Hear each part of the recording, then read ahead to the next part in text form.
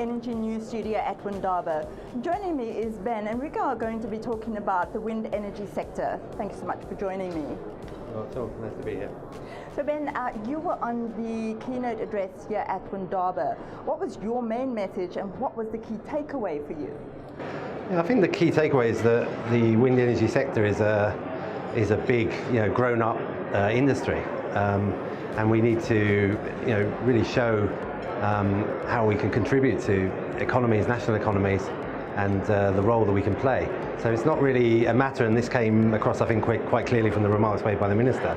It's not really a matter of us just asking for some more megawatts or asking for money. It's a matter of how can we contribute to really accelerate the energy transition, which needs to happen really quite urgently. And I think for us, I mean, we are now an industry that's more competitive in most places around the world than any other competing energy source.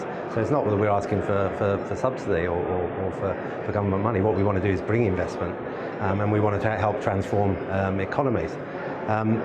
It said that the energy transition, globally is gathering pace, and you could really see that from the events in New York and other places around the world with the global climate strike.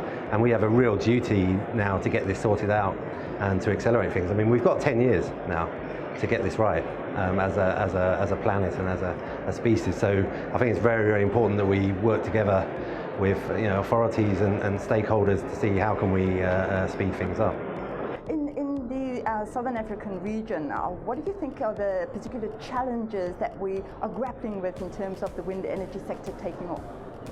I think the situation has turned around completely in 10 years, because when I first started in the industry, it was seemingly a kind of lack of investment or a lack of finance. I mean, now it's actually the other way around. I mean, there's lots of money and institutional money looking to get into renewables, and there's the energy transition means that big financial funds and pension funds and people like that are looking to put their money into renewables and get out of fossil fuels.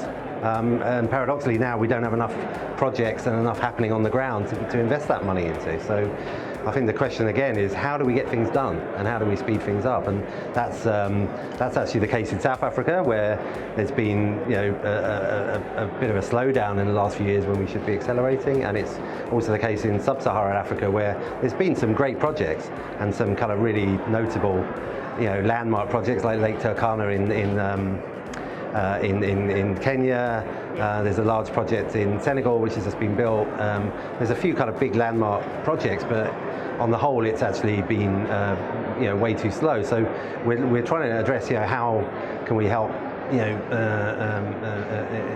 solve that situation on the basis of how do we make it easier to execute, how can we help governments to be ready and understanding and be able to implement frameworks for renewable energy. So that's what setting this new association is around with some of our key partners and allies. And we really hope to bring a kind of coalition of the willing, of people who can say, look, we want to come and invest, we want to build, we want to create new skills, we have the money and the expertise, and we want to work with you for creating the right frameworks to be able to do that. Thank you so much for sharing. For more industry-related content, follow the on-screen address now, and thank you for watching.